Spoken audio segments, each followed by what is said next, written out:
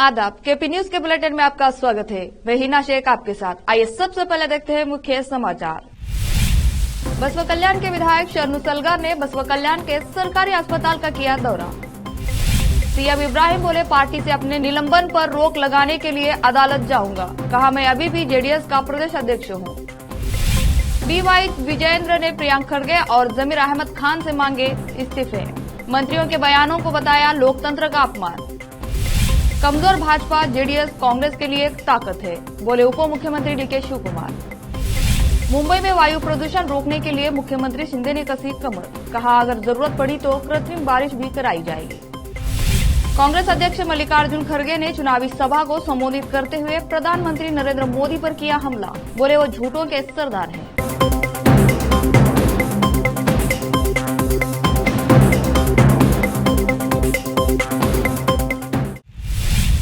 अब समाचार विस्तार से। बसवा कल्याण के विधायक शरणु सलगर ने बसवा कल्याण के सरकारी अस्पताल का दौरा किया और अस्पताल की समीक्षा की, साथ ही नए डीएचओ के साथ सरकारी अस्पताल के डेवलपमेंट के संबंध में मीटिंग की। इस मीटिंग के बाद शरणु सलगर ने मीडिया से बात की। बसवा कल्याण से केपी न्यूज के संवाददाता समीर शेख की रिपोर्ट। आज जो मीटिंग हुआ सर, उसमें क्या चर्चा होगी? हाँ, आज बसवा कल्याण की तालुका अस्पताल में हमारे जो नया डीएचओ निरगुड़े साहब के साथ आज मेरा एक हॉस्पिटल की डेवलपमेंट के बारे में हमने एक मीटिंग लिया। इस मीटिंग में इससे भी पहले केडीपी मीटिंग में चर्चा हो गए थे। टोटल जो आज तक बसवा कल्याण तालुका हॉस्पिटल में टोटल गवर्नमेंट हॉस्पिटल में डिलीवरी हो गए 1558 टोटल नंबर ऑफ डिलीवरी हो गए थे। उसमें ओनली 180 सीजरिन हो गए। 1558 1558 टोटल डिलीवरी गवर्नमेंट हॉस्पिटल में हो गए। उसमें ओनली 180 डिलीवरीज सीजरिन हो गए थे। मैंने ये डायरेक्शन दिया था टीएचओ को और सीएमओ मैडम को, टोटल मेरे को संख्या चाहिए प्राइवेट हॉस्पिटल में कितने डिलीवरी हो गए। ये बहुत सोचने का गंभीर विषय है। प्राइवेट हॉस्पिटल में डिलीवरी हो गए 825, उसमें 530 डिलीवरी 530 सीजरिन हो गए। प्राइवेट हॉस्पिटल में मोर देन 70%।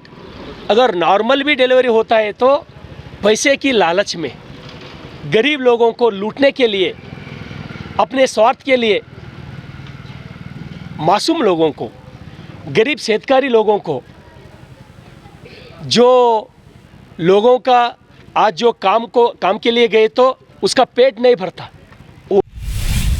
जेडीएस के निलंबित नेता सीएम इब्राहिम ने सोमवार को दावा किया कि वे अभी भी पार्टी के प्रदेश अध्यक्ष हैं और पूर्व प्रधानमंत्री एचडी देवेगौड़ा इसके राष्ट्रीय अध्यक्ष बने रहेंगे या नहीं, इसका पता 9 दिसंबर को चलेगा। इब्राहिम ने कहा कि वे पार्टी से अपने निलंबन पर रोक लगाने के लिए अदालत जाएंगे और इस संबंध में चुनाव आयोग को भी लिखेंगे। इब्राहिम को 17 नवंबर को कथित पार्टी विरोधी गतिविधियों के लिए जेडीएस से निलंबित कर दिया गया था। देवेगौड़ा ने 19 अक्टूबर को पार्टी के प्रदेश अध्यक्ष के रूप में इब्राहिम को हटाकर उनके स्थान पर अपने बेटे एचडी कुमारस्वामी को नियुक्त कर दिया था।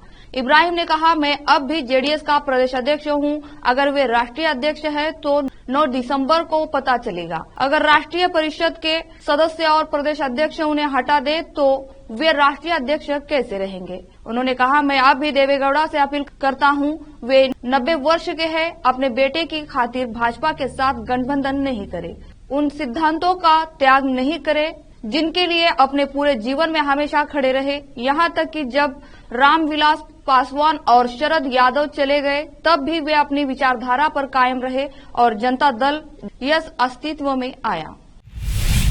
भाजपा के प्रदेश अध्यक्ष बीवाई विजेंद्र ने मुख्यमंत्री सिद्धरामैया से अपने मंत्री प्रियंका खड़गे और जमीर अहमद खान का इस्तीफा लेने की मांग की है। खड़गे सूचना प्रौद्योगिकी और जैव प्रौद्योगिकी के साथ साथ ग्रामीण विकास और पंचायत राज मंत्री है, जबकि खान आवास, वक्फ और अल्पसंख्यक मामलों के मंत्री है। विजेंद्र ने कहा कि मंत्रियों के हालिया आचरण और टिप्पणियों ने उनके पद को कमजोर बनाया है। मैसूरू में सोमवार को मीडिया से उन्होंने कहा कि यदि आप प्रियंक खड़गे के व्यवहार को देखें तो वे इस भ्रम में हैं कि सत्ता स्थायी है। यदि आप कांग्रेस सरकार के सत्ता में आने के बाद उनके निर्वाचन क्षेत्र चित्तापुर और जिले कलबुर्गी में होने वाली घटनाओं को देखें तो इनमें चित्तापुर और जिले कलबुर्गी में होने वाली घटनाओं को देखें तो इसमें और गुंडागर्दी के बीच कोई अंतर नहीं है। उन्होंने कहा कि कलबुर्गी जिले में गुंडागर्दी ने सिर उठाया है और जल्द ही यह समस्या दूसरे जिलों व पूरे राज्य में फैल सकती है। उप मुख्यमंत्री डीके शिवकुमार कर्नाटक प्रदेश कांग्रेस कमेटी के अध्यक्ष, जिन्होंने अपनी पार्टी को विधानसभा चुनाव में भारी जीत दिलाई, की नजरें 2024 के लोकसभा चुनाव पर टिकी है। उन्होंने कहा कि हमारा आत्मविश्वास इसी तथ्य से उपजा है कि भाजपा और जेडीएस कमजोर हो गए हैं, वही हमारी ताकत है। ऐसा इसलिए है क्योंकि वह बहुत कमजोर है, इसलिए उन्होंने एक दूसरे को गले लगाया है। मुझे एचडी देवेगौड़ा के लिए बहुत दुख हो रहा है। वर्षों से वो एक धर्मनिरपेक्ष पार्टी चला रहे हैं। दमघोंटू हवा की मार झेल रही माया नगरी मुंबई में वायु प्रदूषण को कम करने के लिए कवायद लगातार जारी है। वायु प्रदूषण की गंभीरता को देखते हुए हवा साफ करने के हर संभव उपाय किए जा रहे हैं। इस बीच महाराष्ट्र के मुख्यमंत्री एकनाथ शिंदे ने बताया कि उन्होंने हवा को साफ करने के लिए एमएमआरडीए आयुक्त और अन्य लोगों के साथ एक विशेष बैठक की। उन्होंने प्रेस कॉन्फ्रेंस के दौरान कहा कि पिछले कुछ दिनों में मुंबई में प्रदूषण का स्तर बढ़ गया है, इसलिए एमएमआरडीए आयुक्त और अन्य लोगों के साथ एक विशेष बैठक की। इस दौरान निर्देश दिए गए कि मुंबई में प्रदूषण के स्तर को कम करना होगा। इसके लिए जनशक्ति को आउटस्टोर करें, अधिक टीमों को तैनात करें, पानी के साथ सड़कों को साफ करें, सड़कों से मलबे को हटाएं। मुख्यमंत्री ने कहा, मैंने आयुक्त से 1000 टैंकरों को किराए पर लेने के लिए कहा। साथ ही वैकल्पिक दिनों में सड़कों को साफ किया जाए, धूल को हटा दिया जाए। हमने एंटी स्मॉग गन जेंटिंग मशीन का भी इस्तेमाल किया है। मैं देख सकता हूं कि निगम कर्मचारी आज सड़कों पर है और काम कर रहे हैं। अब लेते हैं छोटा सा ब्रेक।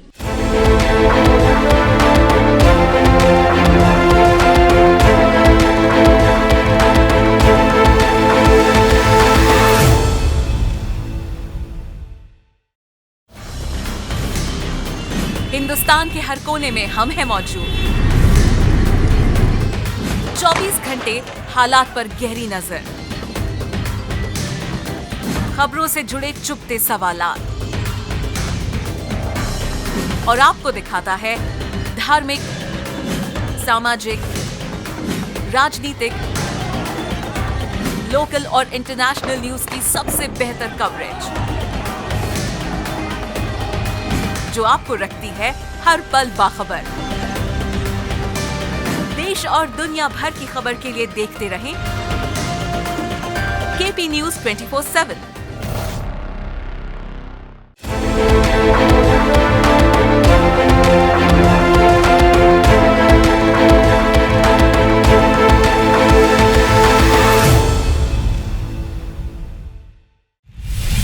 ब्रेक के बाद आपका स्वागत है। राजस्थान में होने वाले विधानसभा चुनाव के लिए 25 नवंबर को मतदान होना है। इससे पहले राजनीतिक दल अपने विरोधियों पर हमला करके जनता को अपने पक्ष में मतदान करने के लिए जमकर चुनाव प्रचार कर रहे हैं। इसी क्रम में कांग्रेस अध्यक्ष मल्लिकार्जुन खड़गे ने चुनावी सभा को संबोधित करते हुए प्रधानमंत्री नरेंद्र मोदी पर हमला किया। कांग्रेस अध्यक्ष ने कहा, नरेंद्र मोदी बोल रहे हैं कि मेरे पिताजी को मल्लिकार्जुन खड़गे ने गाली दी। मैंने कभी गाली नहीं दी। वो झूठों के सरदार है और झूठों का सरदार हर बात इसी तरह से बोलता है। उल्टा हमें राहुल गांधी और अशोक गहलोत को गालियां दी जा रही है। उनके पास हमें गालियां देने के अलावा कुछ बचा ही नहीं है। देश के पूर्व राष्ट्रपति रामनाथ कोविंद ने एक देश एक चुनाव कराए जाने का समर्थन किया है। उन्होंने कहा, पूरे देश में एक साथ चुनाव कराए जाने से कई सहूलियतें हो जाएंगी। राष्ट्रहित में उठाया जाने वाला कदम है। मैं सभी राजनीतिक पार्टियों से इस विषय पर चर्चा करके एक मत बनाने का आग्रह करता हूं। उत्तर प्रदेश के रायबरेली जिले में मीडिया कर्मियों से बात करते हुए कोविंद ने आगे कहा, अगर एक देश में एक चुनाव होता है तो उस पार्टी को लाभ होगा जो केंद्र में सत्ता में है, चाहे वो बीजेपी हो, कांग्रेस हो या कोई अन्य राजनीतिक दल हो। इससे जनता को सबसे ज्यादा फायदा होगा और एक साथ चुनाव से पैसा बचाकर जो राजस्व आएगा उसका उपयोग देश के विकास में किया जा सकेगा। उत्तराखंड के उत्तरकाशी में टनल धंसने के बाद 41 मजदूर पिछले 9 दिन से फंसे हुए हैं। रेस्क्यू टीम अभी तक उन्हें निकाल नहीं पाई है। मलबा ज्यादा होने और ऊपर से मिट्टी धंसने के कारण रेस्क्यू ऑपरेशन में दिक्कत आ रही है। इस बीच सोमवार 20 नवंबर को 6 इंच की नई पाइपलाइन से पहली बार इन मजदूरों तक सॉलिड फूड पहुंचाने में कामयाबी मिली। रेस्क्यू टीम ने इसी पाइप से इन मजदूरों को बोतल में गर्म खिचड़ी भेजा। इतने दिनों से सही अच्छे से खाना नहीं मिल पाने से वे कमजोर हो चुके हैं। मीडिया रिपोर्ट्स के अनुसार टनल में फंसे हुए 41 मजदूरों के लिए हेमंत नाम के रसोई ने खिचड़ी बनाई। उन्होंने बताया कि यह पहली बार है कि मजदूरों के लिए गर्म खाना भेजा जा रहा है। हेमंत ने ANI को बताया, हम सिर्फ खिचड़ी ही भेज रहे हैं, हमें केवल वही खाना बनाना है जिसकी हमें सिफारिश की गई है।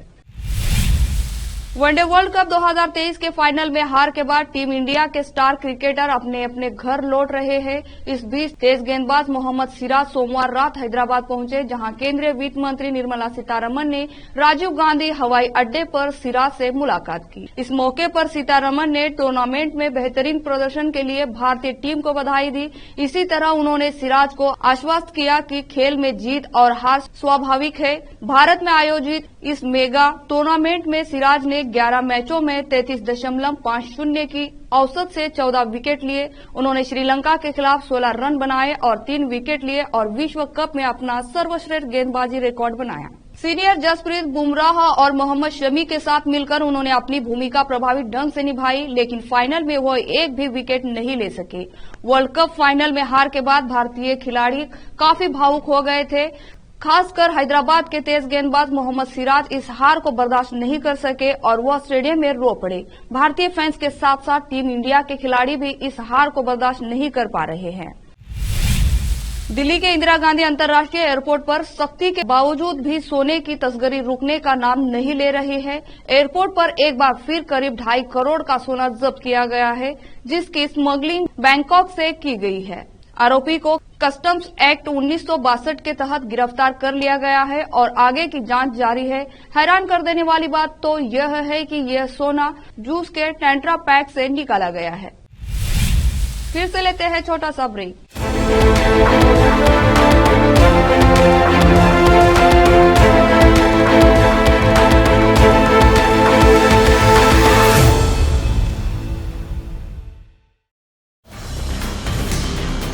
हिंदुस्तान के हर कोने में हम हैं मौजूद।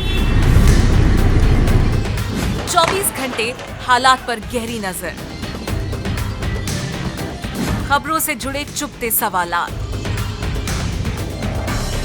और आपको दिखाता है धार्मिक, सामाजिक, राजनीतिक, लोकल और इंटरनेशनल न्यूज की सबसे बेहतर कवरेज,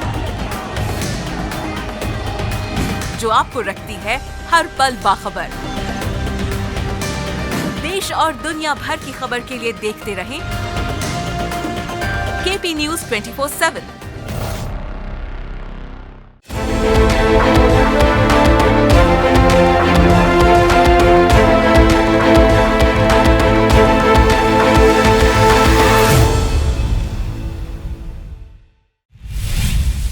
ब्रेक के बाद आपका स्वागत है। डायरेक्टर मनीष शर्मा द्वारा निर्देशित सलमान खान, कैटरीना कैफ और इमरान हाशमी की action drama film tiger 3 box office पर लगातार छाई हुई है। यह 2023 की चौथी सबसे ज्यादा कमाई करने वाली फिल्म बन चुकी है।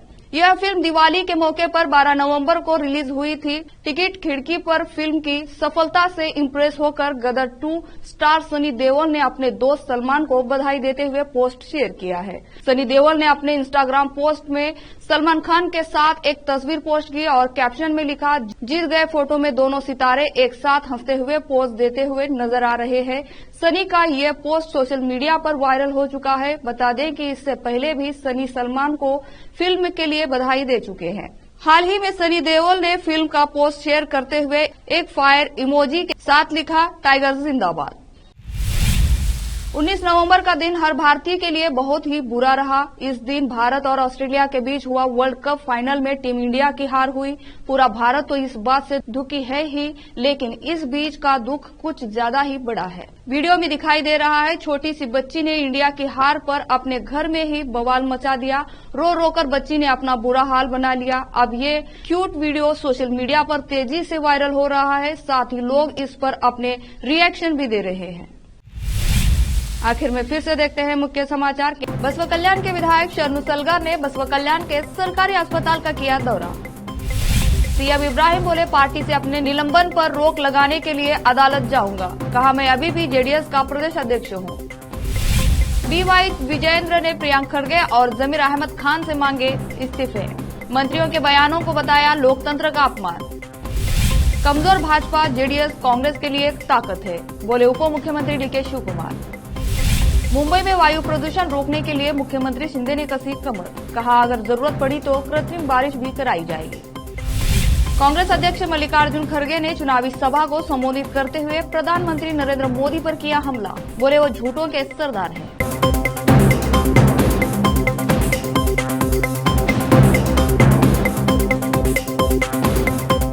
केपी न्यूज के बुलेटिन में आज इतना ही। देश और प्रदेश के समाचारों के लिए जुड़े रहे आपके अपने चैनल केपी न्यूज 24/7 से। धन्यवाद।